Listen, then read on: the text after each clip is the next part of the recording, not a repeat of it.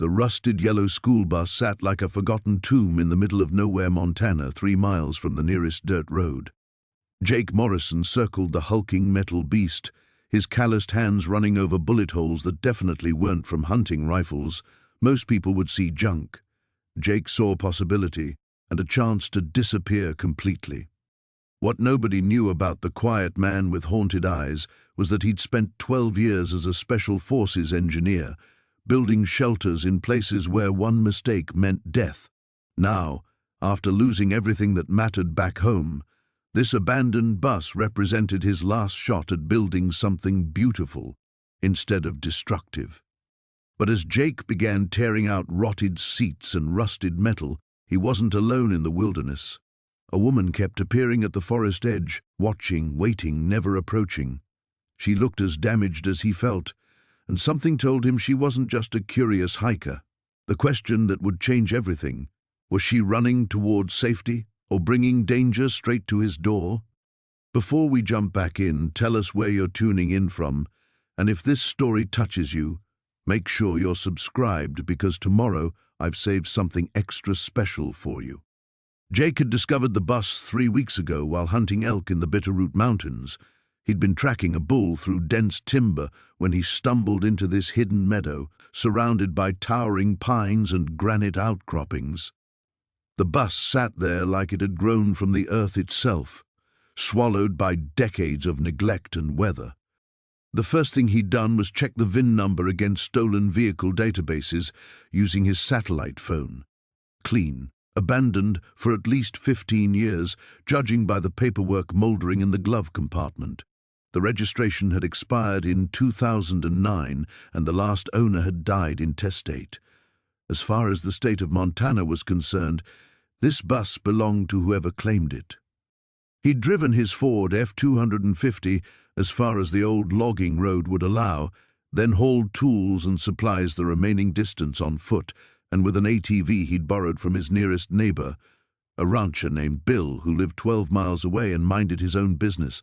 That's exactly how Jake preferred it. The work was methodical, almost meditative. Strip out the seats, remove decades of mouse nests and debris, sand away rust until his arms ached and his lungs burned despite the respirator. Each day brought progress, and each night brought dreamless sleep, the first he'd experienced since coming home from his 4th deployment. It was on day 8 that he first saw her. He'd been welding new floor plates when movement at the tree line caught his peripheral vision. A flash of dark hair and a blue jacket, there one moment and gone the next. Jake had learned to trust his instincts in places where paranoia kept you breathing, so he'd shut off the welder and waited. Nothing. Just wind through the pines and the distant call of a hawk. She appeared again on day 12, closer this time. Jake pretended to focus on cutting new window frames while watching her reflection in the bus's side mirror. Mid-30s, slender build, moving with the careful precision of someone who understood the value of silence. She stayed for maybe 10 minutes before melting back into the forest like smoke. By day 15, Jake had started leaving an extra thermos of coffee on his tailgate. It was gone when he returned the next morning. Today marked day 21, and Jake was installing insulation when he heard footsteps on gravel, real footsteps, not the ghost-quiet movements he'd grown accustomed to. He straightened slowly, his hand instinctively moving toward the Glock 19 on his hip.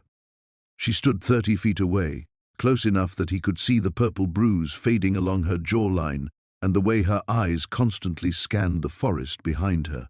Her dark hair was pulled back in a practical ponytail, and she wore hiking boots that had seen serious miles. But it was her posture that made Jake's chest tighten, the hypervigilant stance of someone who'd learned that safety was always temporary. "You left coffee," she said. Her voice carried a slight rasp, like she hadn't used it much lately. Seemed like the neighborly thing to do. Jake kept his hands visible and his voice level. "I'm Jake." She studied him for a long moment, those dark eyes cataloging everything. His scars, his bearing, the controlled way he held himself. "Sarah, you live around here, Sarah?" Something flickered across her face. Fear, maybe, or calculation. Not exactly. Jake nodded toward the bus. I've got more coffee inside. Fresh pot. Sarah's gaze shifted to the transformed interior visible through the open door. Jake had made real progress.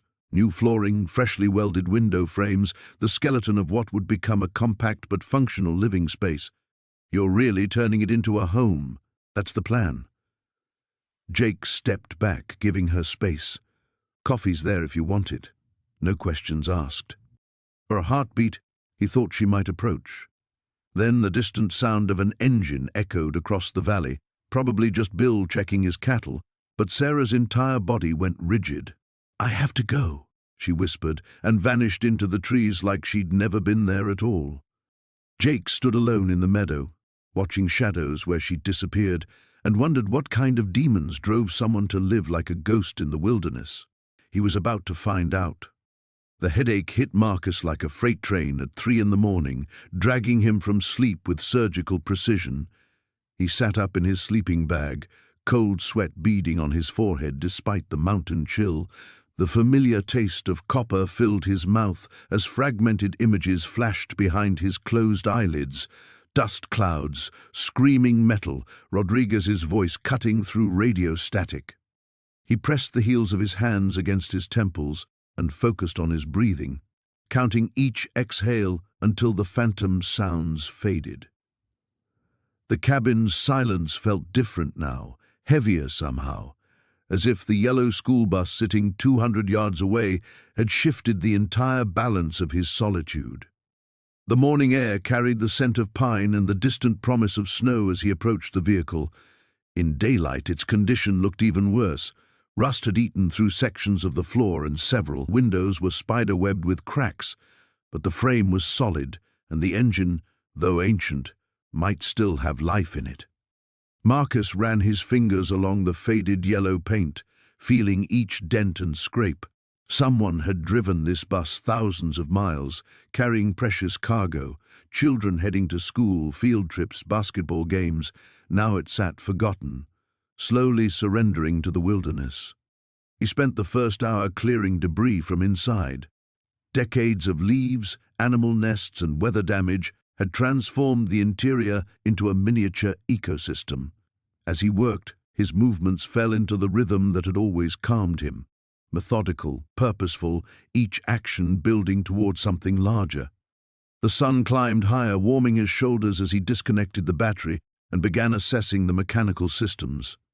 The brake lines would need replacing, and the transmission looked questionable, but these were problems he could solve. Unlike the chaos that had defined his last years in uniform, this project had clear parameters and achievable goals. Around midday, Marcus became aware of being watched. The feeling crept up his spine like ice water, triggering every instinct the army had honed in him. He straightened slowly, scanning the tree line without appearing to do so. Nothing moved among the pines, but the sensation persisted. Eyes on him, calculating, patient. "Hello?" he called out, his voice echoing off the surrounding peaks. The mountains swallowed his words and gave back only silence.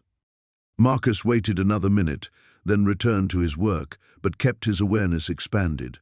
In Afghanistan, ignoring that feeling had meant death. Here in Montana, it probably just meant wildlife, but old habits died hard. The afternoon passed without incident as he stripped the bus of its old seats. Each bench came out reluctantly, bolts corroded and stubborn, requiring patience and leverage. By evening, he had an empty shell and a growing pile of salvageable parts. As twilight painted the mountains purple, Marcus stepped back to admire his progress. The gutted bus looked different now, not abandoned, but expectant, waiting for transformation. That's when he saw her. A figure stood at the edge of the clearing, maybe 60 yards away, perfectly still among the darkening trees. Woman-shaped, slender, wearing what looked like a dark jacket. She made no move to approach or retreat, just watched. Marcus raised his hand in greeting. "Evening," he called, keeping his tone friendly but alert. The figure didn't respond. For a long moment they simply observed each other across the distance. Then, without any sudden movement, she was gone. Not running or walking away, just absent, as if the shadows had absorbed her. Marcus blinked, wondering if fatigue had conjured the apparition. He'd been pushing hard all day, and his sleep had been fractured by nightmares, but his instincts insisted otherwise. Someone had been there, real as the cold air now raising goosebumps on his arms. He gathered his tools slowly, eyes scanning the perimeter. If someone was living rough in these mountains, they might see his camp as a threat or an opportunity. Either way, he'd sleep with his rifle close tonight. Back in the cabin, Marcus heated a can of soup and tried to make sense of the encounter. The nearest town was 40 miles down a logging road that most people wouldn't attempt without four-wheel drive. Hikers occasionally passed through, but they typically followed established trails, not the game paths that led to his hidden valley. As darkness settled completely, he checked his windows and door locks, habits from another life that had never quite faded. Outside, the Montana wilderness held its secrets close, and somewhere among the pines, someone might be holding secrets of their own. The yellow bus sat in the moonlight like a promise waiting to be kept, while Marcus settled into his sleeping bag with questions that would have to wait for morning to find their answers. The next morning arrived with a kind of crystalline clarity that only existed above 8,000 feet. Jake's breath misted as he loaded his truck, the metal tools singing against each other in the crisp air. The woman from yesterday lingered in his thoughts like smoke from a dying campfire, present but elusive. He'd barely slept, his mind cycling between the mystery of her appearance and the familiar demons that visited him in the dark hours. The bus project had become his anchor, something concrete to focus on when the memories threatened to drag him under. Today, he planned to tackle the engine compartment and see if the old Detroit diesel had any life left in it. The bus sat exactly as he'd left it, yellow paint glowing in the morning sun like a beacon against the dark pines. Jake parked and unloaded his tools, the familiar routine settling his nerves. Work was meditation, work was purpose, work was the only thing that kept the jagged edges of his mind from cutting too deep. He'd been wrestling with a seized bolt for 20 minutes when he heard the footsteps.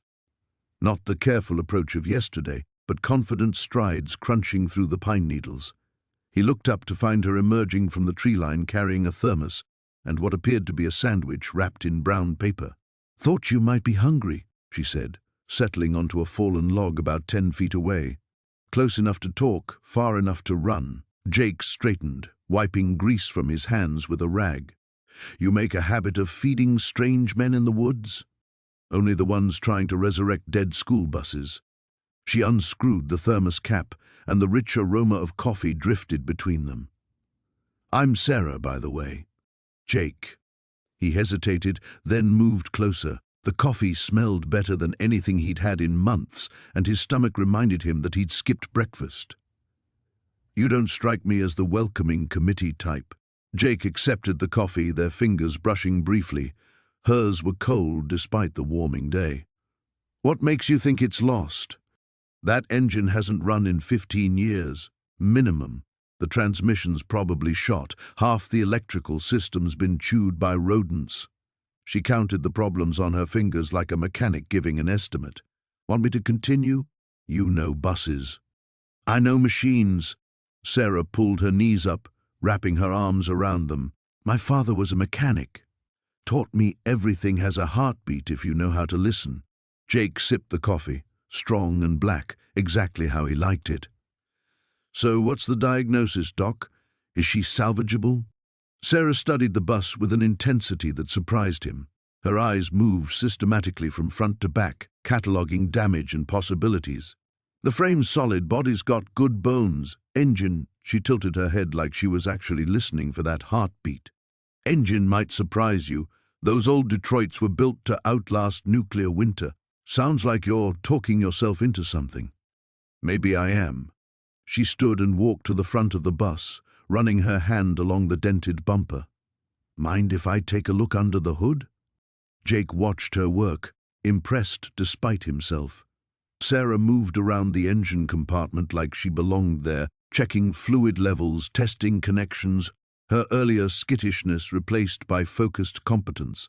When she pulled the oil dipstick and examined it in the light, he realized she wasn't just mechanically inclined, she was good. "Oil's old but not sludged," she announced. Coolant systems dry but intact. Batteries obviously dead, but the alternator looks original. They knew how to build them back then. "You're hired," Jake said without thinking. Sarah froze, the dipstick still in her hand. The relaxed confidence evaporated, replaced by the hunted look he'd glimpsed yesterday. I'm not looking for work. I didn't mean. I should go." She was already backing away from the bus, from him, like he'd triggered some invisible alarm. This was a mistake. "Sarah, wait." Jake moved toward her, but she held up a hand. "I'm sorry. I shouldn't have come." She was retreating into the trees, each step taking her further from the woman who'd just diagnosed his engine like a veteran mechanic. Jake watched her disappear into the forest, questions multiplying in his mind. The sandwich lay forgotten on the log, and the thermos of coffee suddenly felt heavy in his hands. Whatever Sarah was running from, it was bigger than his broken bus and more dangerous than his damaged past. The mountains settled back into silence, but Jake couldn't shake the feeling that everything had just changed. The woman appeared again on Thursday morning, materializing from the tree line like smoke given form. Marcus had been expecting her. Hell, he'd been listening for the soft crunch of footsteps on pine needles since dawn. This time he didn't startle, didn't reach for tools that could double as weapons. Instead, he continued welding a support beam for the bus's new wheelchair ramp, the blue flame casting dancing shadows across the rusted yellow metal. She waited until he finished the seam and lifted his helmet before speaking. "Maybe." Marcus set down the torch and studied his work.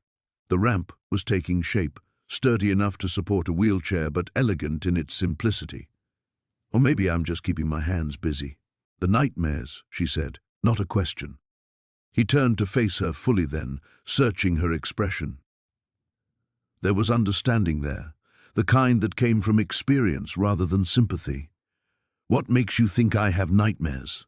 "The way you work, like you're trying to build something strong enough to hold all the broken pieces together." She picked up a wood shaving from his earlier carpentry, rolling it between her fingers. "I've seen it before." "Yeah? Where?" For a moment, something shifted in her features. A flash of pain quickly shuttered away. "My brother came back from Afghanistan different. Spent 2 years in his garage, rebuilding a '67 Mustang that never needed rebuilding. Took it apart and put it together so many times I lost count." Marcus felt something loosen in his chest. "Did it help?" "For a while." Her voice grew quiet, until he decided the real thing that needed fixing was beyond repair. The words hung between them like morning mist, heavy with meaning. Marcus understood the implication, had wrestled with similar thoughts during his darkest hours. He wanted to ask more, to offer some comfort, but the careful way she held herself warned against pushing too hard. "I'm sorry," he said instead. She nodded, then seemed to shake off the melancholy like a dog shaking off rain. "So, what's this going to be?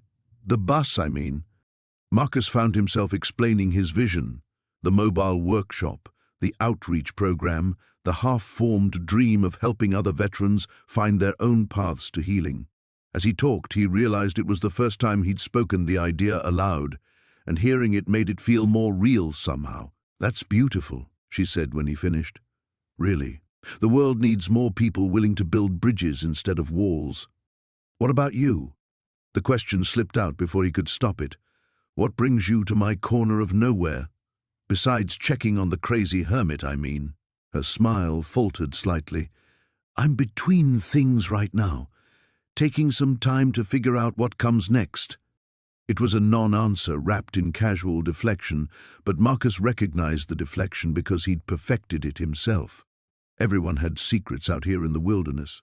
The difference was whether those secrets were running toward something or away from it. "Well," he said, "you're welcome to check on my progress any time. Might even put you to work if you're not careful. I might take you up on that." She stood, brushing pine needles from her jeans. "I should go. But Marcus?" He looked up at the sound of his name. Had he told her his name? He couldn't remember. "The thing you're building here, it's going to matter. Don't let anyone convince you otherwise." She paused at the edge of the clearing, half turned back toward him. For a heartbeat, he thought she might not answer. Then, so quietly he almost missed it, Elena, and then she was gone, swallowed by the forest as completely as if she'd never been there at all. Marcus stood alone beside his half-transformed bus, Elena's name echoing in his mind. He found himself wondering about the scar on her jaw, about her brother and his endless rebuilding, about why someone would choose to wander alone in the Montana wilderness. Most of all, he wondered why her presence felt like both a gift and a warning. He picked up his welding torch and ignited the flame again. Whatever Elena was running from, whatever secrets she carried in those careful amber eyes, she was right about one thing: the work mattered.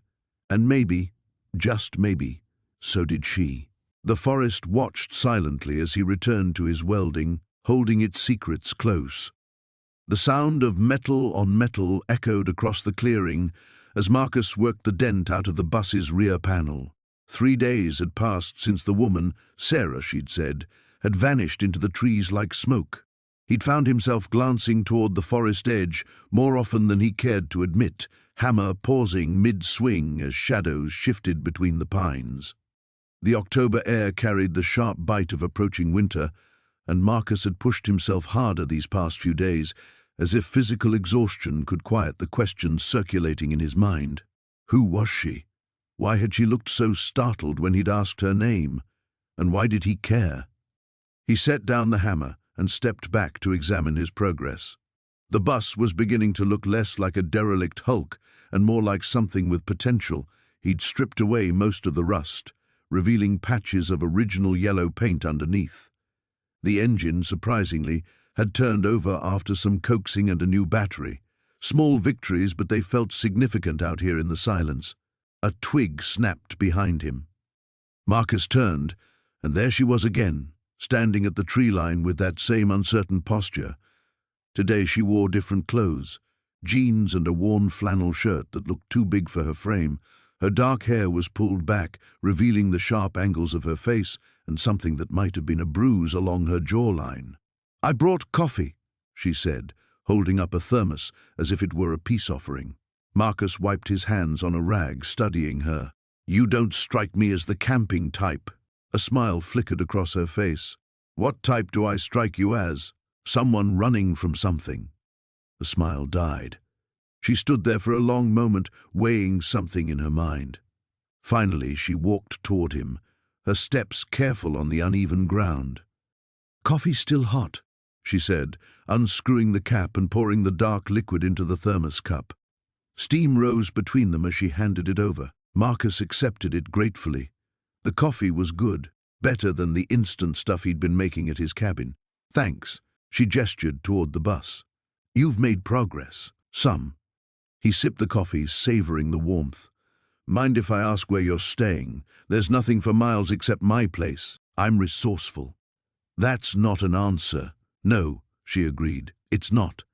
They stood in companionable silence, Marcus drinking coffee while Sarah examined his work. She walked around the bus slowly, running her fingers along the smoothed metal, peering through the windows he'd cleaned. "What are you planning to do with it?" she asked. "Haven't decided yet." The lie came easily.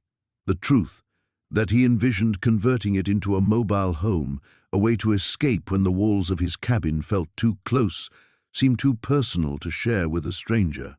"It could be beautiful," she said softly. "All that space inside. You could put in a bed, maybe a small kitchen. Solar panels on the roof." She paused, her hand resting on the bus's side, freedom to go anywhere.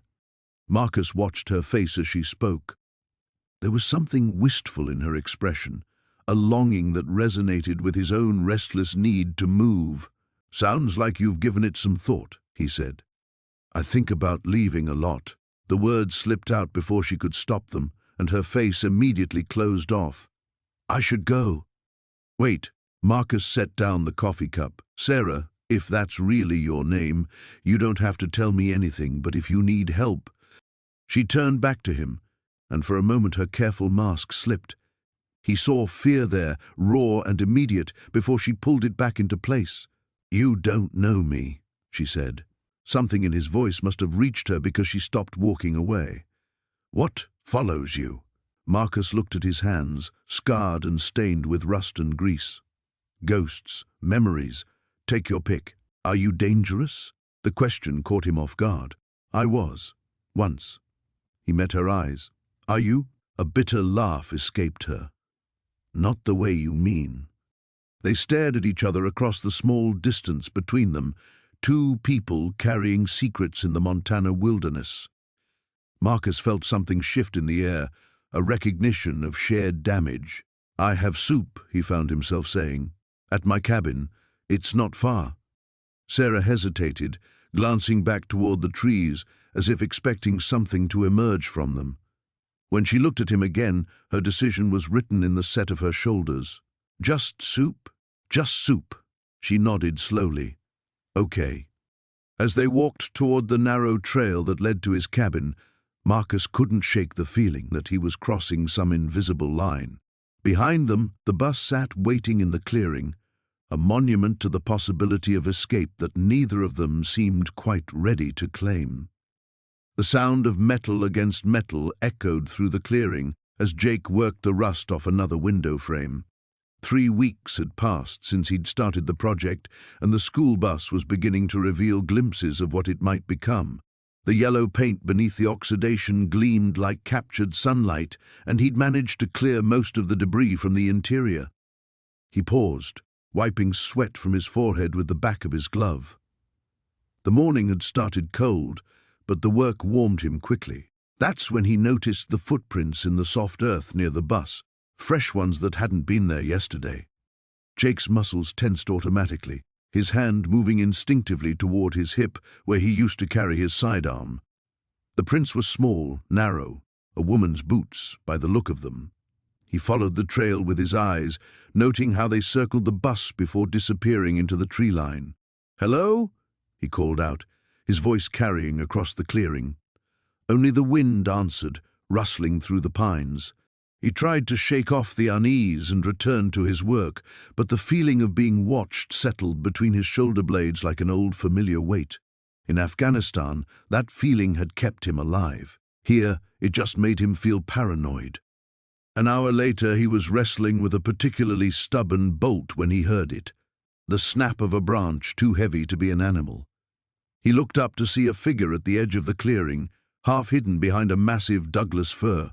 "I know you're there," he said, setting down his wrench. "Might as well come out." For a moment, nothing happened. Then she stepped into view, and Jake felt his breath catch. She was maybe 30, with dark hair pulled back in a practical ponytail and clothes that suggested she'd been living rough. But it was her eyes that held him, alert, calculating, like she was constantly measuring distances to exits. He recognized that look. He saw it in his own mirror every morning. "Sorry," she said, her voice carrying a slight accent he couldn't place. "I didn't mean to disturb you. I was just—" She gestured vaguely at the bus. "What are you doing with it?" She stepped closer, and he could see the exhaustion in her face, the way her jacket hung loose on her frame. "You live around here? About 5 miles that way." He nodded toward his cabin. "You?" Something flickered across her expression, fear maybe or calculation. "Just passing through." But her pack was too light for serious travel, and her boots were worn in a way that suggested weeks of walking, not a casual hike. Jake had learned to read people in places where a wrong assessment could get you killed, and everything about this woman screamed fugitive. "Long way to be passing through," he said carefully. "Nearest roads 10 miles south."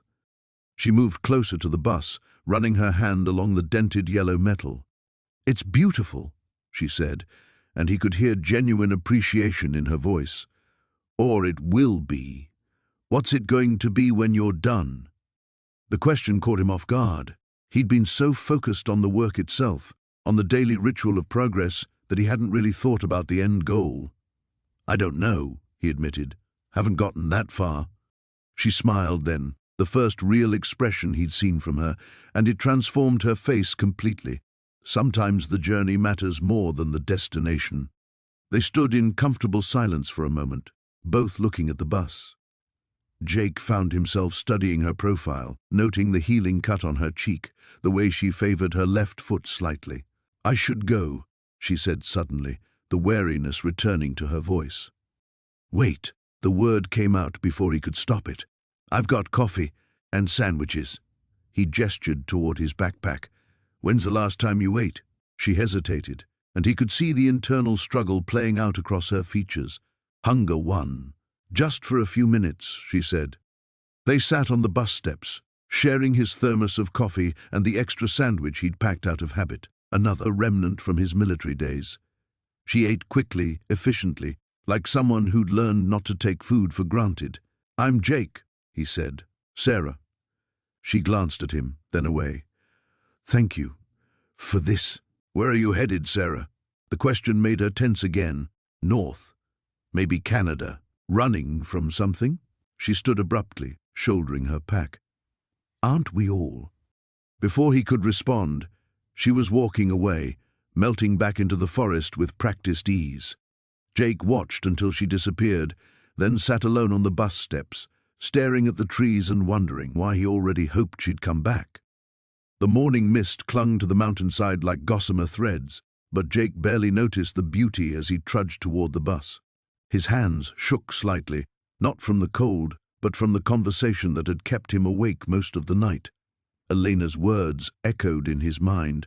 "Some people don't deserve to be found." He'd heard that tone before, in the voices of soldiers who'd seen too much, done things that carved permanent shadows behind their eyes. Whatever Elena was running from, it wasn't just an ex-husband or unpaid debts. The recognition sat heavy in his chest. The bus sat where he'd left it, half transformed and patient. Jake ran his fingers along the smooth sections where he'd already stripped away decades of rust and neglect.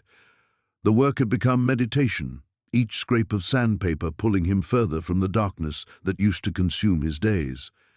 But now, with Elena's story fragmenting around him like broken glass, he wondered if healing was just another word for hiding. He'd barely started sanding when he heard footsteps on the gravel path. Too heavy for Elena, too purposeful for hikers. Jake's muscle memory kicked in, a coiled awareness that had kept him alive through 3 tours. He didn't turn around, but his grip on the sandpaper tightened. "Hell of a project you got here." The voice carried a slight accent, maybe Eastern European. Jake turned slowly, keeping his movements casual. The man was average height but built like a boxer, with pale eyes that seemed to catalogue everything they saw. His hiking clothes were too new, too clean for someone who'd been walking mountain trails. "Private property," Jake said, setting down his tools within easy reach of the tire iron. "Relax, friend. Just admiring the craftsmanship." The stranger circled the bus like a buyer at an auction. "Heard there might be good fishing up this way. You seen anyone else around? Maybe a woman, dark hair, keeps to herself?" Jake's blood went cold, but his face remained neutral. "Haven't seen anyone. Like I said, this is private land." The man nodded, but his smile never reached those pale eyes. "Course it is. Beautiful country, though. Easy to get lost up here. Easy to disappear." He emphasized the last word just enough to make it a threat. "You have a good day now." Jake watched him walk away, noting the way the man moved, balanced, alert, probably armed. When the footsteps faded, Jake grabbed his phone and called the number Elena had given him. It went straight to voicemail. "Elena, if you get this, don't come up here today. Maybe not for a few days. We need to talk." He spent the rest of the morning pretending to work while scanning the tree line. The bus project that had been his salvation now felt like a trap, exposed and vulnerable on the mountain slope. By afternoon, when Elena still hadn't called back, Jake made a decision that surprised him. He was going to find her. The address she'd given him led to a rundown motel on the outskirts of town, the kind of place that rented rooms by the hour and didn't ask for ID. Jake parked across the street and watched for 20 minutes before approaching the office. The desk clerk looked like he'd seen everything twice and cared about none of it. "Room 12? Yeah, she checked out this morning. Real early, left in a hurry. Jake's chest tightened. She say where she was going? Mister, for what she was paying, I didn't ask questions. Back in his truck, Jake stared at the empty motel room. Elena was gone, and somehow that felt like losing something he hadn't realized he'd found. The stranger's visit suddenly made sense. Elena had probably spotted him first, maybe recognized him. She'd run again, like she'd probably been running for months or years. His phone buzzed. A text from an unknown number. "Thank you for everything. Sorry I couldn't say goodbye. Don't look for me." Jake read it 3 times before typing back, "Where will you go?" The response came quickly. "Somewhere they'll never think to look." "What did you do, Elena?" This time the pause stretched longer. When his phone finally buzzed, Jake felt something shift in his chest, like a door opening in a room he'd kept locked for years, and tried to save someone who couldn't be saved, just like you're doing with that bus, just like I hoped you might do with me. Jake stared at the message until the screen went dark.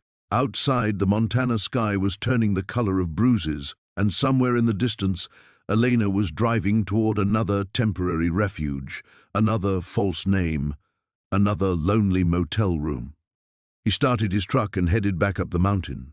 The bus was waiting, half-finished and full of promise.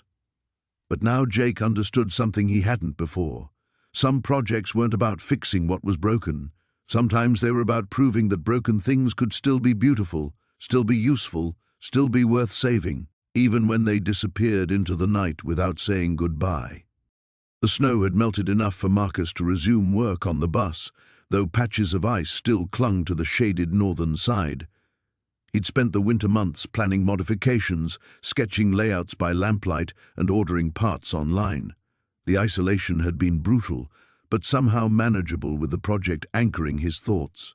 Elena appeared on a Tuesday morning, like she'd never been gone. Marcus looked up from the engine compartment to find her standing 20 feet away, wearing different clothes, clean jeans, a wool sweater that looked expensive. Her hair was shorter, styled. The transformation was striking enough that for a moment he doubted his own eyes. "You kept working," she said, gesturing toward the bus. "Winter gave me time to think." He wiped his hands on a rag, studying her face. Dark circles under her eyes suggested the months hadn't been kind, despite her improved appearance. "You look different." She touched her hair self-consciously. "I had some things to take care of. Family business." The lie sat between them like a physical thing. Marcus had learned to read deception in faces. It had kept him alive overseas. Elena was practiced at it, but small tells gave her away.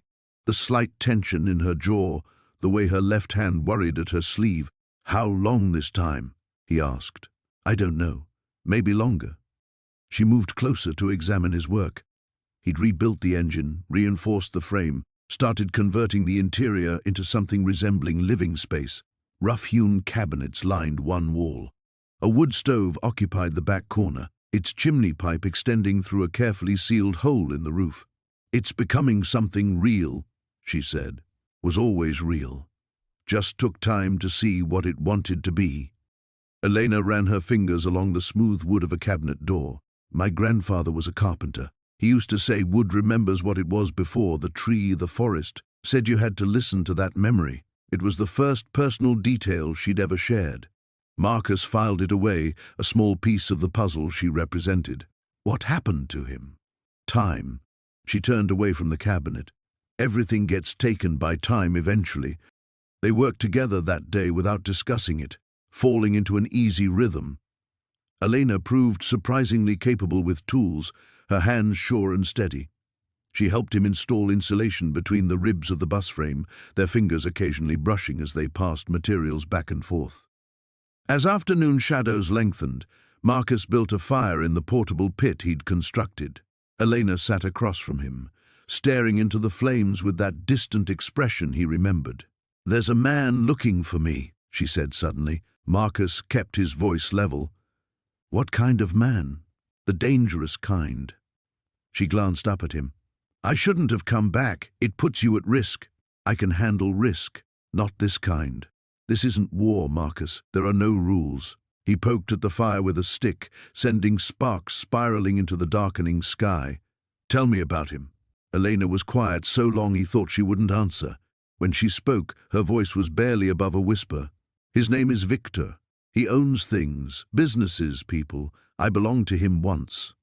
The words hit Marcus like cold water. He'd suspected something along these lines, but hearing it confirmed made his chest tighten with anger. How long? 3 years, since I was 19. How did you get away? Elena's laugh held no humor. You don't get away from Victor, you just buy time. She stood abruptly, pacing to the edge of the firelight. I took something when I left, something important to him. He'll never stop looking.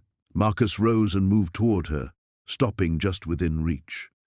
What did you take? Evidence. Photos, files, recordings, enough to destroy him if it reaches the right people. Why haven't you used it? Because he has my sister. The admission seemed to drain something from her. She swayed slightly, and Marcus caught her elbow, steadying her. She's only 16, Elena continued. He took her to ensure my cooperation. I thought I could outsmart him, gather enough evidence to force a trade, but he's always one step ahead. Marcus felt pieces clicking into place. The careful way she moved, always checking surroundings. The expensive clothes, a costume for whatever role she'd been playing, the haunted look that never quite left her eyes. Where is she? I don't know. He moves her regularly. The only way to find her is through his organization, and getting close enough means she didn't finish the sentence. Means going back to him. Elena nodded, tears reflecting the firelight. I've been trying to find another way for 8 months. There isn't one. Marcus stared into the flames, his mind working. He'd spent years solving impossible problems, finding ways through seemingly insurmountable obstacles. This felt different, though, personal in a way that made his usual tactical thinking feel inadequate. Maybe there is, he said finally. Elena looked at him sharply. What do you mean? I mean, maybe you don't have to do this alone anymore. The morning came with frost painting the windows of Marcus's cabin silver. He'd barely slept, his mind churning over Elena's sudden disappearance and the way her face had changed when she'd spotted that vehicle. 3 days had passed since then, and the silence around his worksite felt heavier than usual. He pulled on his jacket and stepped outside, his breath forming clouds in the crisp air. The bus waited where it always did, but something was different. Fresh tire tracks in the dirt caught his attention, not from his truck, and too recent to be from Elena's last visit. Someone had been here during the night. Marcus approached the bus cautiously, his military training kicking in. The door stood slightly ajar, though he was certain he'd secured it the evening before. He pushed it open slowly, scanning the interior for any signs of disturbance. Elena sat in the driver's seat, her back to him, perfectly still. Jesus, he breathed, his heart hammering. You scared the hell out of me. She didn't turn around. I'm sorry. I needed somewhere safe to think. He climbed up the steps, noting the way she held herself, tense, ready to bolt. Dark circles shadowed her eyes, and her clothes looked like she'd slept in them.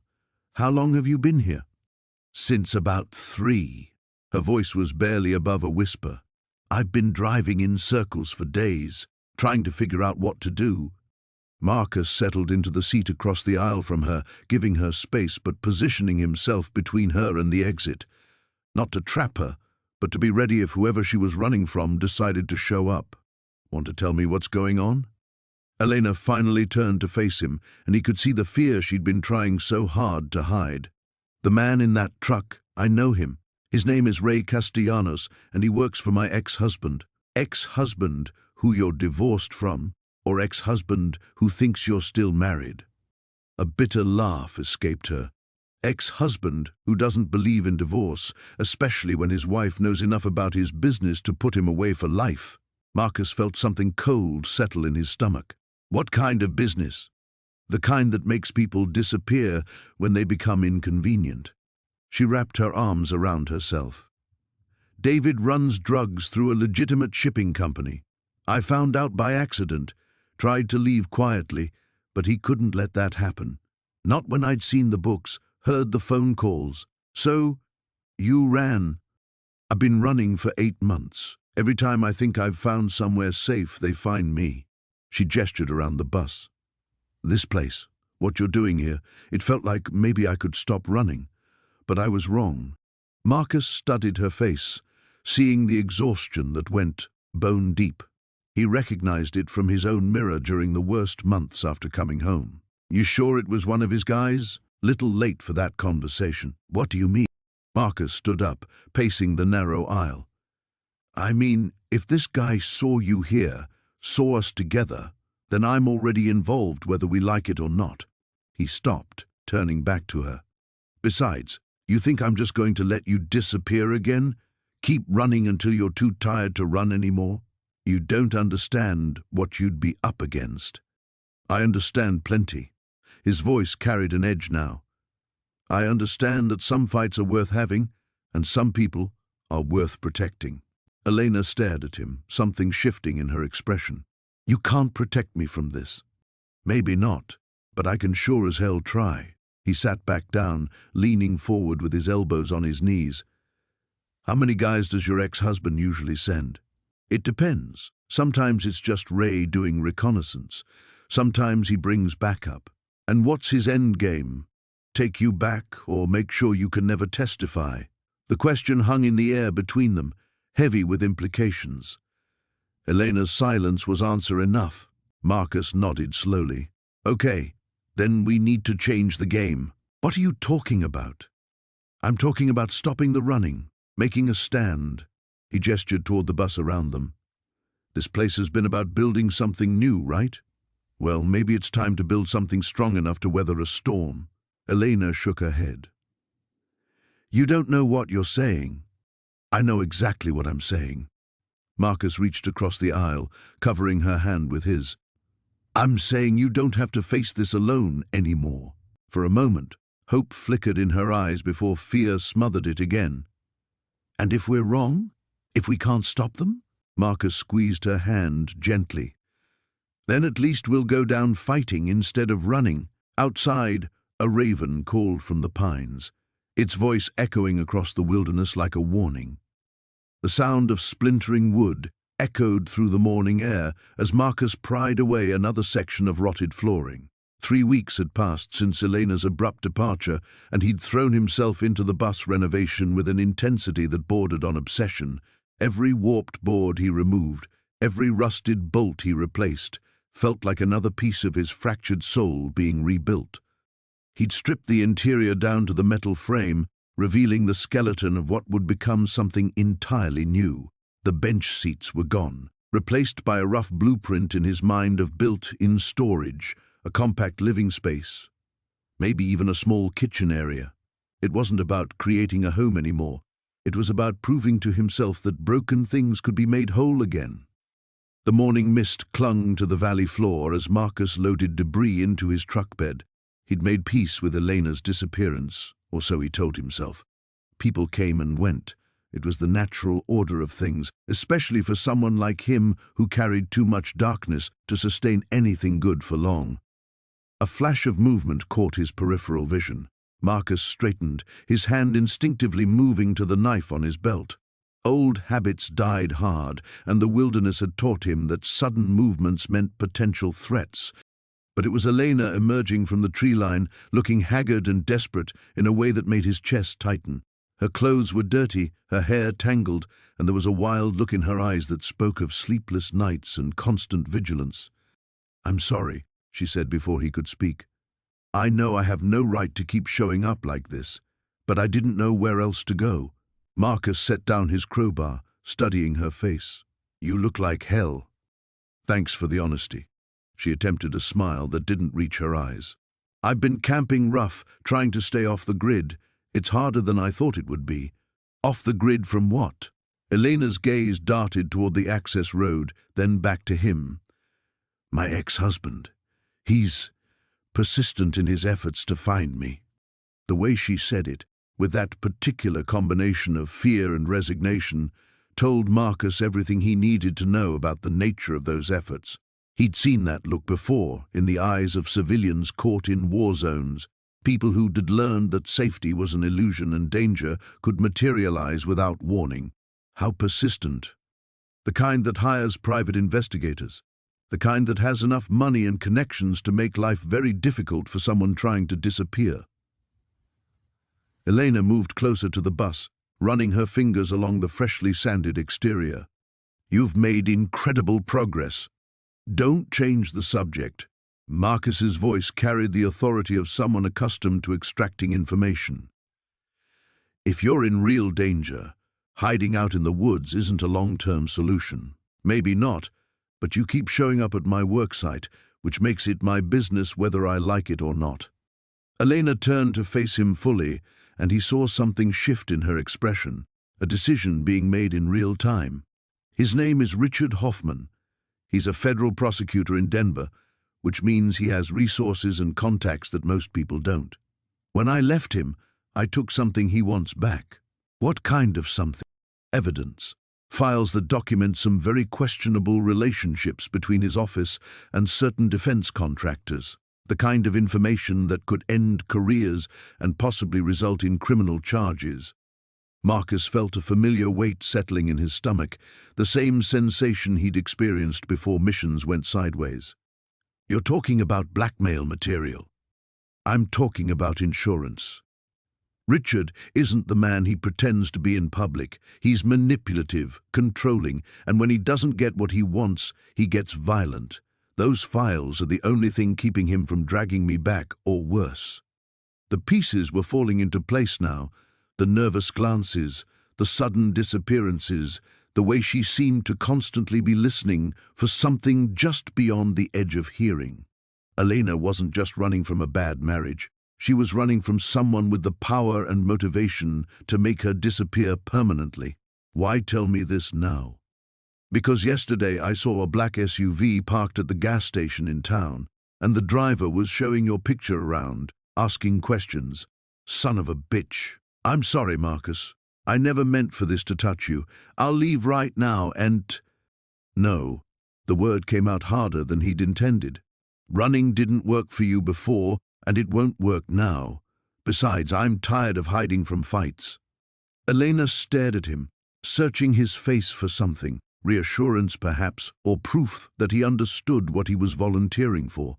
This isn't your fight, she said quietly.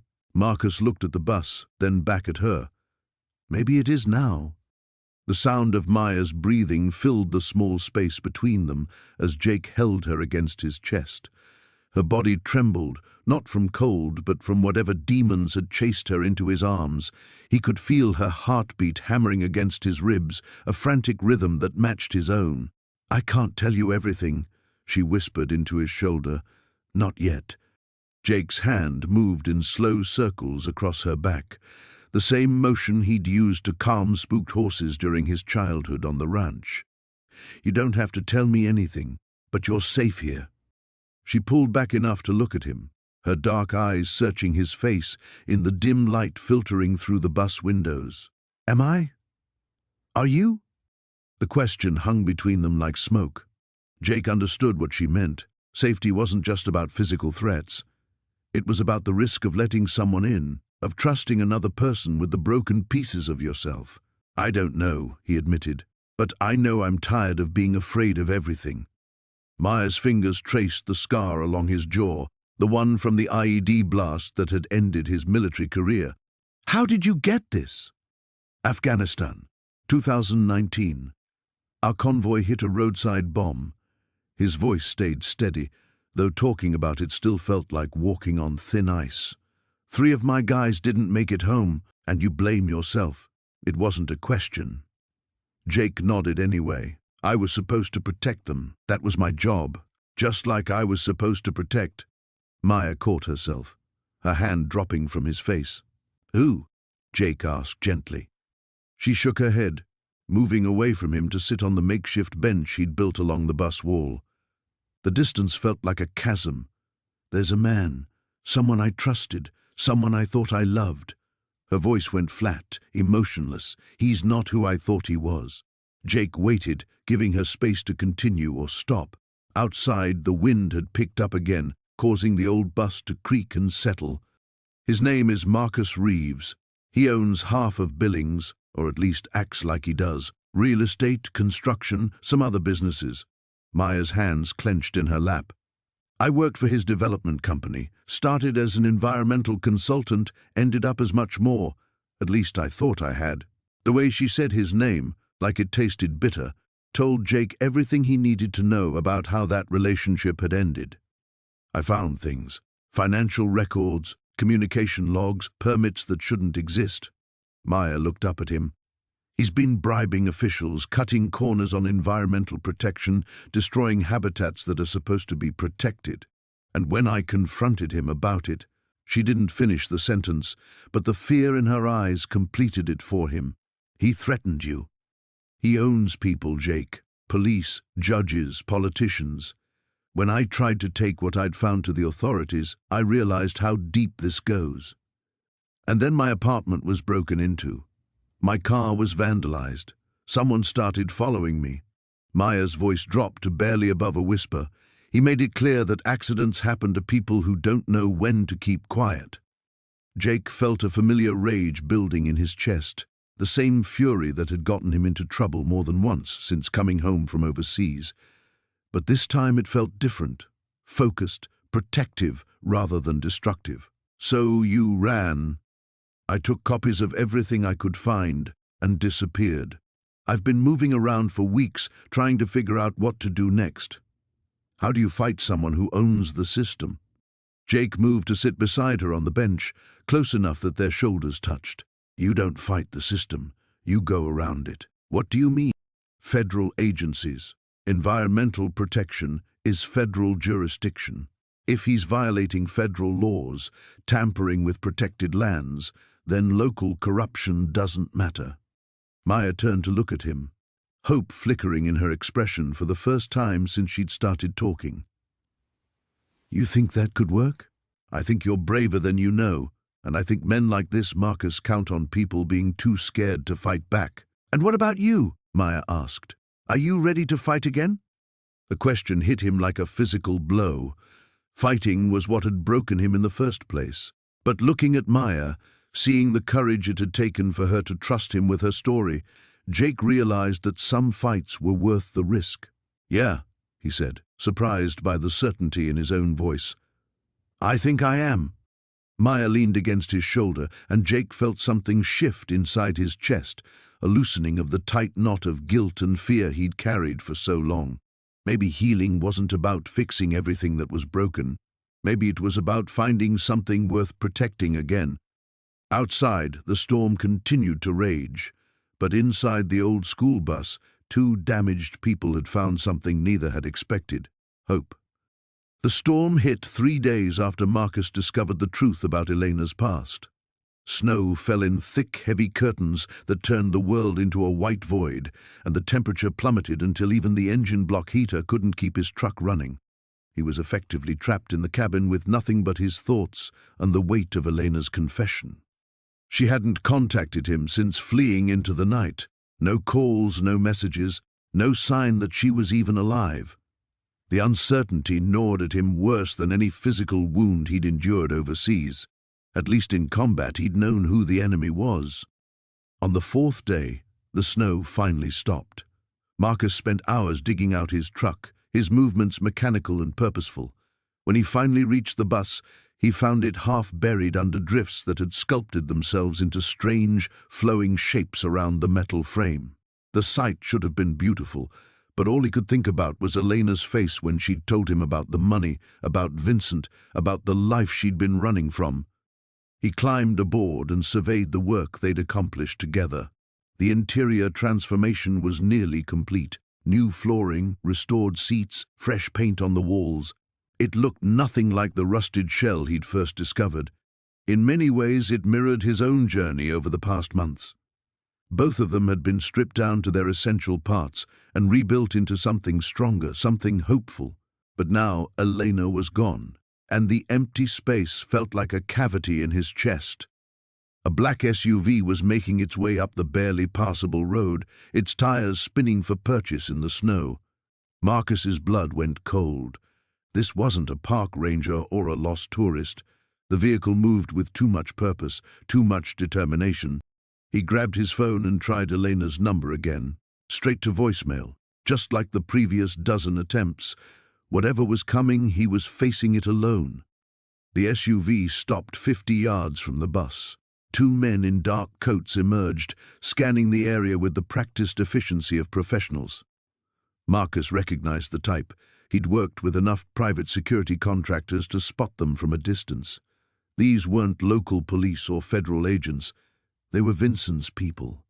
Marcus slipped out the back emergency exit of the bus and made his way through the trees, using techniques that came back to him like muscle memory. The snow muffled his footsteps as he circled around to get a better view of the situation. The men had split up.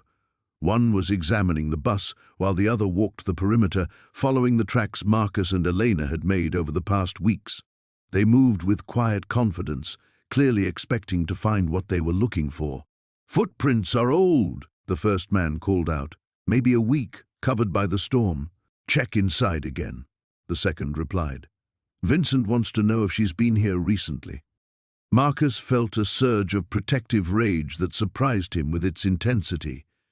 These men represented everything Elena was running from, everything that had driven her into the wilderness and into his life. The thought of them tracking her, hunting her, made his hands clench into fists. He could take them. The tactical advantage was his.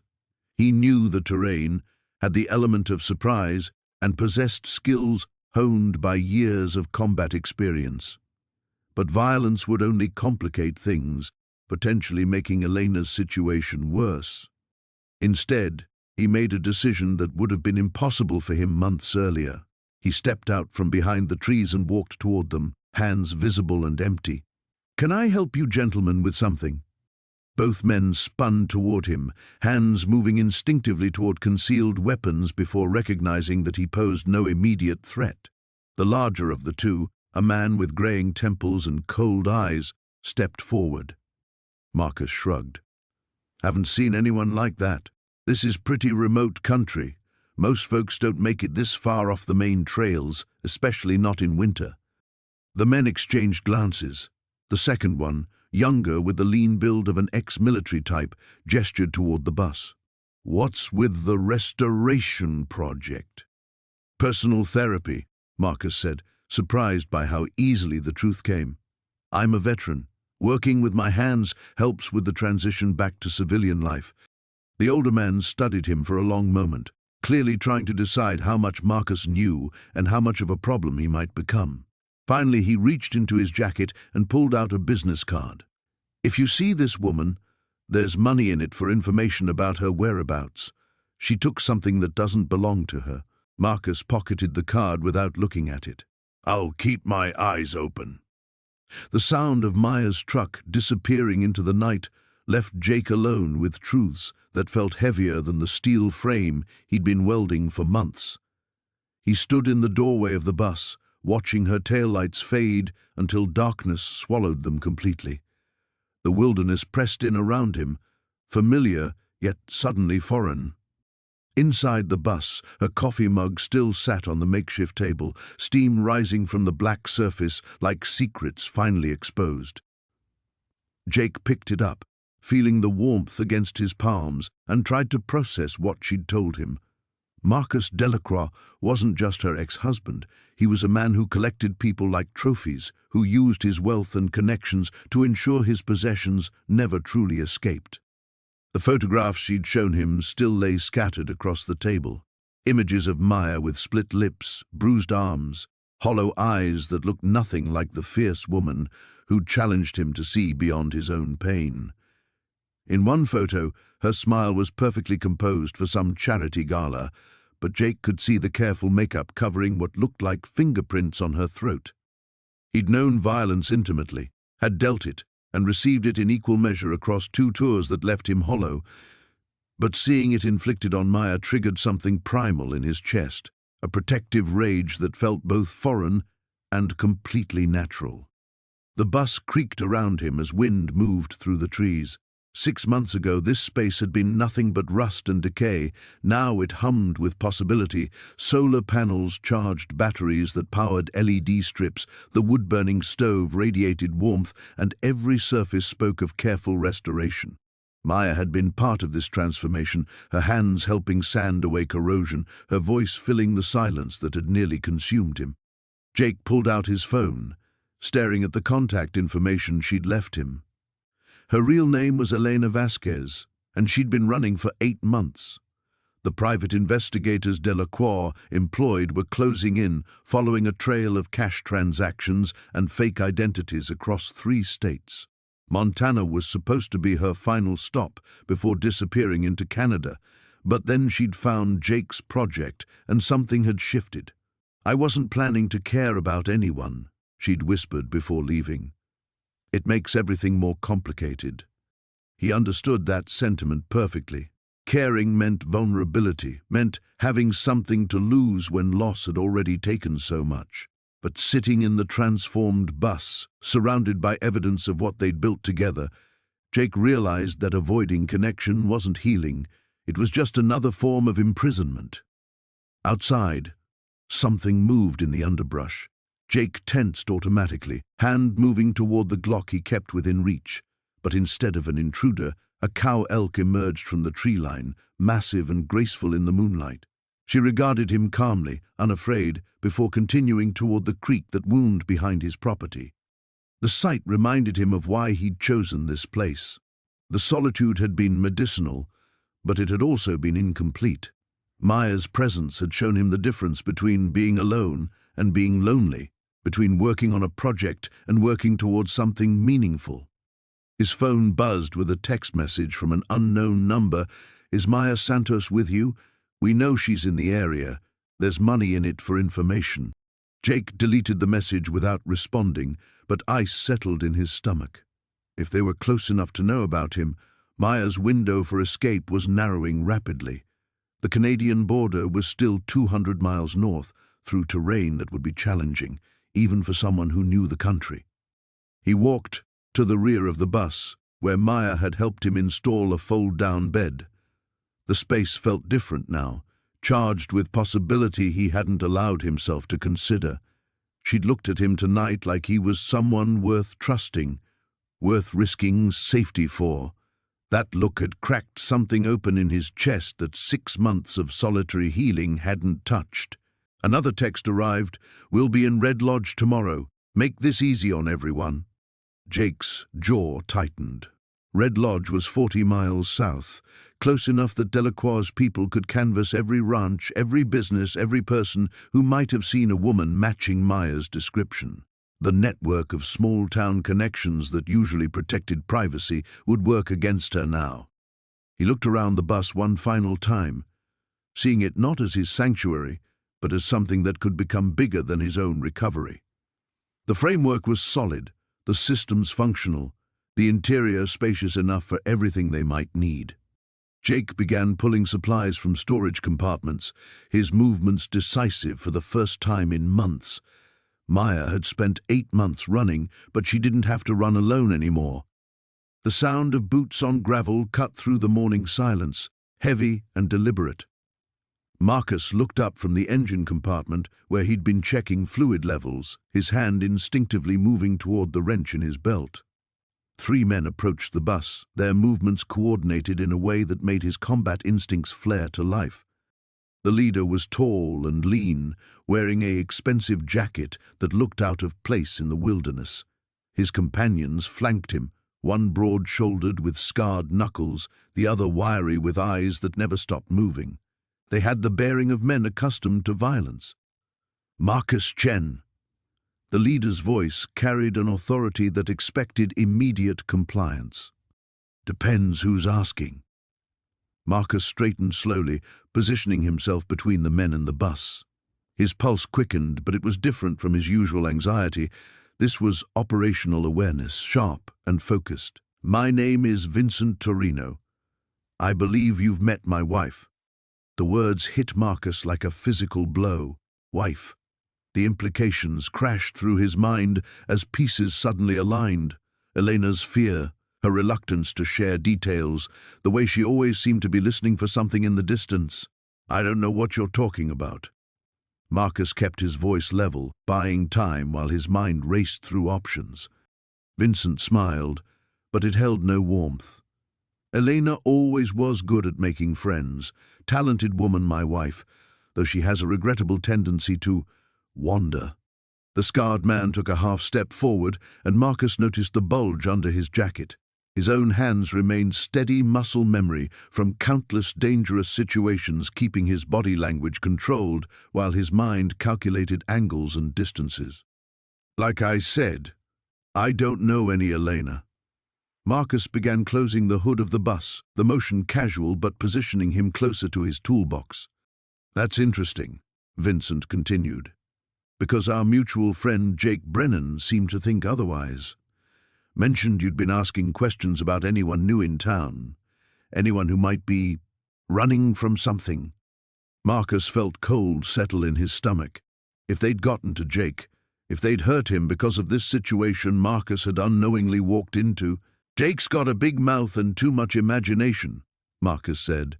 You're wasting your time here. The wiry man had been circling slowly, trying to get behind Marcus. In his peripheral vision, Marcus tracked the movement while keeping his focus on Vincent.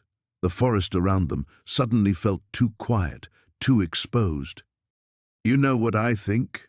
Vincent stepped closer, and Marcus caught the scent of expensive cologne mixed with something metallic, the smell of fear and violence. I think Elena spun you some sob story, probably told you she was in danger, maybe even convinced you she was the victim. She's very good at that. If there's nothing here for you, maybe you should leave.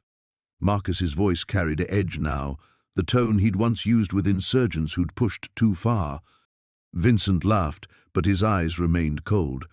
Oh, there's definitely something here for me. You see, Elena took something when she left, something valuable, and she's going to give it back. A twig snapped in the forest to Marcus's left, too heavy to be an animal. His blood chilled as he realized there were more than 3 of them. They'd come prepared, probably expecting Elena to be here. Even if I knew this woman you're talking about, Marcus said carefully, she's not here. No, but she will be. Vincent pulled out a phone, swiping to a photo. She's been coming here regularly. We've been watching, waiting for the right moment. And when she shows up today, because she will show up, you're going to help us have a conversation with her. The photo showed Elena walking toward the bus, taken from a distance, but unmistakably her. Marcus felt rage building in his chest, hot and clean in a way he hadn't experienced since coming home. These men had been stalking her, watching their private space, turning their sanctuary into a trap. What makes you think she'll come today? Marcus asked, though he already knew the answer. They'd planned this, probably been monitoring communications somehow. Let's just say we've ensured she received an urgent message about your well-being. Vincent's smile widened. She really does care about you, you know. It's almost touching. The implications hit Marcus like a sledgehammer. They'd used him as bait, were planning to use Elena's feelings for him to draw her into danger. Whatever she'd taken, whatever she was running from, she was walking into an ambush because of him. Marcus glanced at his watch.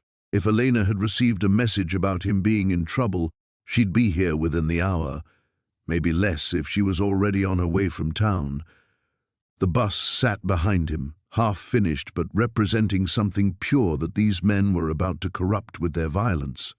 So here's what's going to happen, Vincent continued, and Marcus realized the talking was over. These men weren't here to negotiate.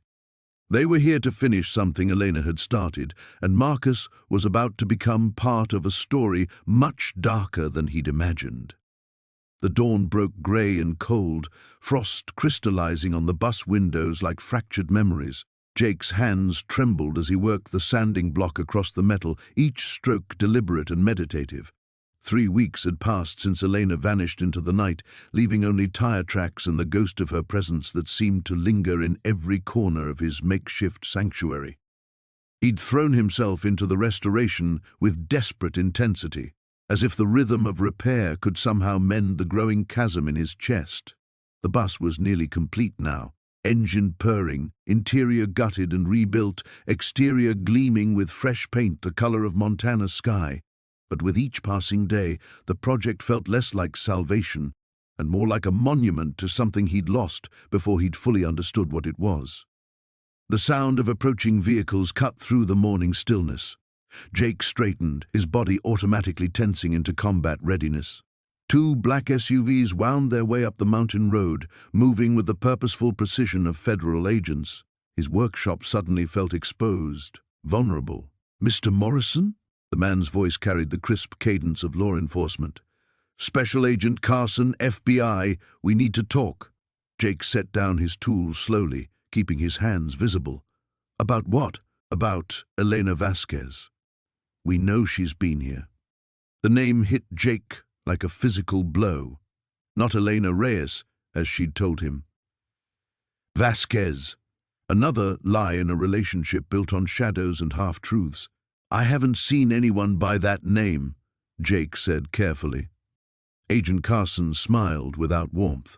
"Mr. Morrison, Miss Vasquez is a key witness in a federal investigation. She's in considerable danger, and anyone harboring her could face serious charges." He gestured toward the bus. "Mind if we take a look around? You got a warrant?" "We can get one, but that would take time, and time isn't something Ms. Vasquez has much of." Carson stepped closer, his voice dropping. 3 days ago, a man named Viktor Kozlov entered the country, former Spetsnaz, current enforcer for some very dangerous people. He's here for one reason, to find Elena and eliminate her before she can testify." Jake's blood went cold. The military bearing he'd sensed in Elena, the way she'd constantly scanned their surroundings, the fear that lived behind her eyes, it all crystallized into terrifying clarity. "What did she witness?" Jake asked. "A murder. High-level organized crime figures in Chicago. She was supposed to be in protective custody, but she ran." Carson studied Jake's face. "Smart woman, actually. We discovered yesterday that someone in our own ranks was feeding information to Kozlov's employers. She probably saved her own life by disappearing." Jake's mind raced. Elena was out there somewhere, alone, hunted by both criminals and the very people sworn to protect her. His chest tightened with a familiar mixture of rage and helplessness, the same feelings that had consumed him in Afghanistan when his unit had been ambushed, when he'd been forced to watch good people die because of intelligence failures and bureaucratic incompetence. "She's not here," Jake said finally. "Left 3 weeks ago. Didn't say where she was going." Carson nodded slowly. "We'll still need to search the premises. Standard procedure." He signaled to his team, who began moving toward the bus and workshop. As the agents conducted their methodical search, Jake felt a crushing weight settle over him. Elena had trusted him with pieces of her truth, even if not the whole story. She'd found something here, peace, safety, maybe even love, and now she was running again, alone and vulnerable. One of the agents emerged from the bus holding Elena's sketchbook, the one she'd left behind. Carson flipped through the pages, examining her drawings of the restoration work, of the Montana landscape, of Jake himself rendered in careful pencil strokes.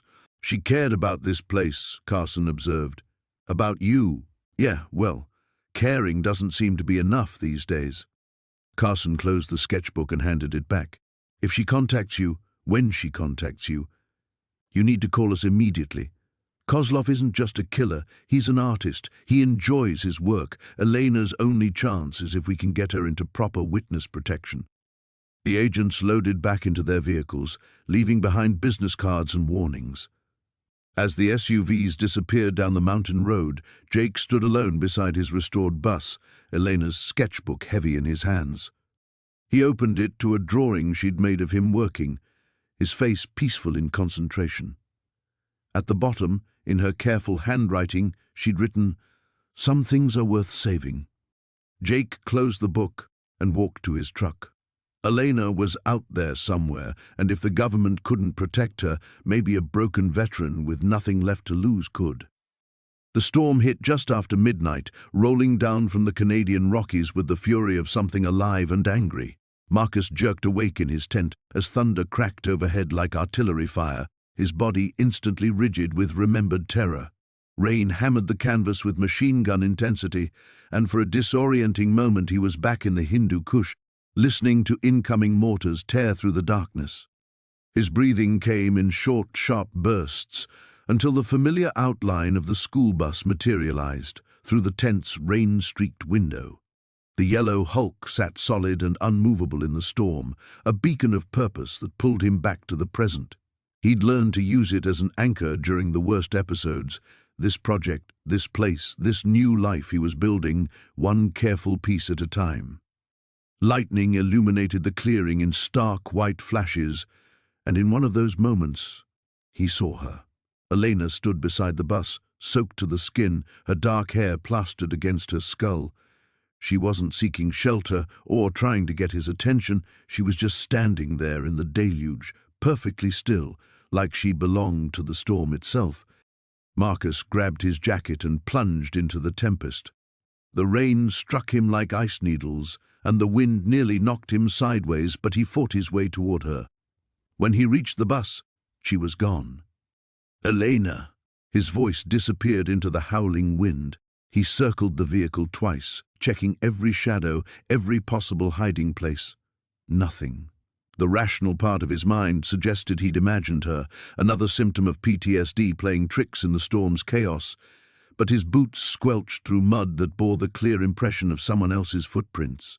He found her inside the bus. She sat in the driver's seat, water dripping from her clothes onto the newly installed floor mats. Her hands gripped the steering wheel with white-knuckled intensity, and she stared through the windshield as if navigating through hell itself. When she noticed him climbing the steps, she didn't seem surprised. "I had to get inside," she said, her voice barely audible above the rain drumming on the roof. "The storms, they make me remember." Marcus settled into the seat across the aisle from her, maintaining careful distance. He'd learned enough about trauma to recognize when someone was balanced on a knife's edge. "Remember what?" "The night Victor found us." The words came out flat, emotionless, but her knuckles grew whiter on the wheel. "Anna and I had been hiding in the mountains for 3 days. We thought we were safe. Then the storm came, just like this one, and we had to find shelter. There was an old cabin, abandoned. We thought it was empty. Thunder rolled overhead, shaking the bus's frame." Elena flinched but continued. "He was waiting inside. He'd been tracking us the whole time, letting us think we'd escaped. He liked the hunt, you see, the fear. When we walked through that door—" She stopped, her breath coming in shallow gasps. Marcus wanted to reach for her, to offer some gesture of comfort, but something in her posture warned him off. Instead, he spoke quietly into the storm's fury. "You don't have to tell me, not if it's too much." Anna tried to run. Elena's voice cracked like the lightning outside. "She was always faster than me, always the brave one. But Victor had men positioned around the cabin. They brought her back, and he made me watch while he—" She couldn't finish the sentence, but she didn't need to. The bus had become a confessional, isolated from the world by walls of rain and wind. Marcus felt the weight of her trust, the terrible honor of bearing witness to someone else's deepest wounds. He recognized the look in her eyes, the same haunted expression he'd seen in his own mirror for months after coming home. "That's why you keep running," he said, "even though he's dead. Dead doesn't always mean gone." She finally released the steering wheel, her hands shaking as she lowered them to her lap. "Sometimes I think I'm free, that I can build something new. Then a storm comes, or I hear footsteps behind me, or someone looks at me the wrong way, and I'm back in that cabin. How long have you been alone out here?" 6 months, maybe 7. I stopped counting. She turned to face him for the first time since he'd entered the bus. "I've been watching you work on this place, watching you heal. I thought maybe if I stayed close enough, some of that healing might rub off on me." The storm began to weaken, its fury slowly diminishing to a steady downpour. In the relative quiet, Marcus could hear his own heartbeat, could feel the significance of this moment crystallizing around them like cooling metal. "Elena," he said carefully, "what if you stopped running? What if you stayed?" She looked around the transformed interior of the bus, the warm lighting, the careful craftsmanship, the evidence of hope made manifest. I don't know how to stay anywhere. Neither did I, Marcus replied. But I'm learning. The flames leaped higher as Marcus fed another board into the fire, the old bus seat cushions crackling and hissing as they burned. Each piece of the past that went into the blaze felt like a weight lifting from his shoulders. Sarah stood beside him, her face illuminated by the orange glow, watching years of pain transform into ash and smoke that disappeared into the Montana night sky. "My real name is Elena Vasquez," she said quietly, her voice barely audible over the fire's roar. "I was a prosecutor in Phoenix, specialized in organized crime cases." She picked up a rusted piece of metal from the pile of bus debris, turning it over in her hands. "I put away some very dangerous people, Marcus, people who don't forget." Marcus added another piece of wood to the fire, giving her space to continue. The heat warmed his face, but he could feel the chill in her words. There was this case, the Moretti family. 3 generations of violence and corruption. I had witnesses, evidence, everything I needed to bring them down. Her laugh was bitter. I thought the justice system would protect us all. I was naive. The fire popped, sending sparks spiraling up toward the stars. Marcus watched them rise and fade, thinking of all the things that burned away and were never seen again. My main witness was killed 2 days before the trial, made to look like an accident, but I knew better. Then my partner got a message, photos of his kids at school, his wife at the grocery store. The case fell apart. Sarah threw the metal piece into the flames, but I wouldn't let it go. I kept digging, kept pushing, and they pushed back, Marcus said. Hard. My apartment was broken into, nothing stolen, but they left a message written on my bathroom mirror in what looked like blood. Then my car's brake lines were cut. I survived that one by luck and a snowbank. She wrapped her arms around herself. The FBI offered witness protection, but I'd seen how well that worked for my star witness. So I ran. Marcus studied her profile in the firelight. The fear he'd sometimes glimpsed in her eyes made sense now, as did her constant awareness of their surroundings, the way she sometimes flinched at unexpected sounds. "How long?" he asked. 2 years. I've been Sarah Mitchell for 2 years. Before that, I was Jennifer Walsh in Oregon and Lisa Chen in Washington State. She turned to face him fully. "I was going to leave after that first day I found you here, pack up and disappear again. But something about this place, about what you were doing," she gestured at the burning remains of the bus. It felt like healing was possible. The fire had burned down to glowing coals now, the last pieces of the old school bus surrendering to the flames. Marcus poked at the embers with a long stick, watching them pulse and fade. "You know what the funny thing is?" Sarah continued. "I spent my whole career believing that justice mattered, that standing up for what's right was worth any cost. But running has taught me something different. Sometimes survival is its own kind of justice. You can't run forever," Marcus said gently. "Maybe not, but I can run long enough." She moved closer to him, their shoulders touching. "The question is whether I want to keep running alone." Marcus felt something shift inside his chest, like a locked door finally opening. "You don't have to." They stood in comfortable silence, watching the last flames die down to embers. The darkness around them was complete now, broken only by the red glow of the fire and the distant stars overhead. An owl called from somewhere in the trees, and Marcus realized he no longer heard threat in every nighttime sound. "I've been thinking about what comes next," he said, "after tomorrow, and I don't know. For the first time in years, I don't know what comes next, and it doesn't terrify me." He turned to look at her. Maybe that's what healing looks like. Not having all the answers, but being okay with the questions. Sarah smiled, the first genuine smile he'd seen from her since she'd started telling her story. "I like that. Being okay with the questions." The fire popped one last time, sending a single spark high into the air. They watched it rise and fade, carrying with it the last remnants of the old yellow school bus that had brought them together. Tomorrow they would clear away the ashes and begin something new, Tonight, they stood together in the darkness, no longer running from their pasts but walking forward into an uncertain future. "So what do we do now?" Sarah asked. Marcus smiled, surprising himself. "Now we figure out what comes after the healing." The first snowfall came 3 days after they buried the bus keys beneath the old oak tree. Jake watched the flakes drift past the kitchen window of the cabin he'd built with his own hands, each one catching the morning light like fragments of possibility. The coffee in his mug had gone cold, but he didn't mind. Sleep had come easier these past weeks, dreamless and deep. Behind him, Elena hummed softly as she folded laundry. Their laundry now, mingled together in the same basket like their lives had become. The sound filled spaces in his chest he'd forgotten existed. "The Morrison kids stopped by yesterday while you were in town," she said, shaking out one of his flannel shirts. "Wanted to know if we'd consider doing another bus project with some of the other kids from the reservation." Jake turned from the window. "What did you tell him?" "That we'd think about it." She smiled, the kind that reached her eyes now, no shadows lurking in the corners. "Might be good for you, for both of us." He nodded, surprised by how right the idea felt.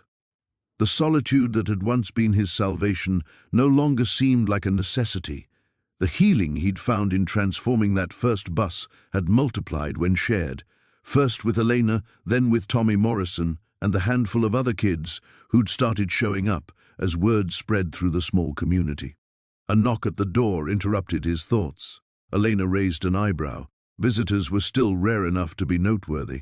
Jake opened it to find Sheriff Martinez on his porch, hat in hand, expression serious but not grim. Elena Martinez nodded to them both. "Mind if I come in? Got some news you'll want to hear." They gathered around the kitchen table, the same one Jake had salvaged from the bus and refinished during those long autumn evenings. Martinez accepted Elena's offer of coffee and got straight to the point. "FBI caught up with Vincent Kozlov 2 days ago. Border crossing into Mexico, had a suitcase full of cash and what looked like plans to disappear permanently." He looked directly at Elena. "He's not going to be a problem anymore." Elena's hand found Jake's across the table, their fingers intertwining. "What about charges?" "Money laundering, tax evasion, conspiracy. They've got enough to put him away for a long time. His whole operation's unraveling. Turns out he'd been skimming from his business partners too. You might get called to testify eventually, but the immediate danger is over." Jake felt Elena's grip tighten, then gradually relax. The tension she'd carried for months, visible in the way she held her shoulders and checked the windows, seemed to dissolve in real time. "There's something else," Martinez continued. "The state's been asking around about that mobile workshop program you've been running informally. Seems like there's interest in making it official. Funding, supplies, maybe even expanding it to other communities." After Martinez left, they sat in silence for a long time. The snow was falling harder now, beginning to stick to the ground in earnest. Winter was coming, but it didn't feel like an ending. "I keep waiting for the fear to come back," Elena said finally. "Like this is all too good to be real." Jake understood. Happiness, when it finally arrived after long absence, felt fragile as spun glass. "Maybe that's how we know it matters, when we're careful with it." She leaned against his shoulder, solid and warm. "I never told you why I came back that first day. To the bus. Figured you'd tell me when you were ready. I was going to leave, had my car packed, route planned. But there was something about watching you work on that bus, the way you touched every surface like you were healing it instead of just fixing it. Made me think maybe healing was actually possible. The Morrison kid's right, you know," he said, "about doing another bus. Maybe a whole fleet of them." Elena lifted her head to look at him. "Mobile classrooms? Workshops?" "Mobile hope," he said. "Take the tools and skills to kids who need them most. Show them they can build something beautiful out of broken pieces."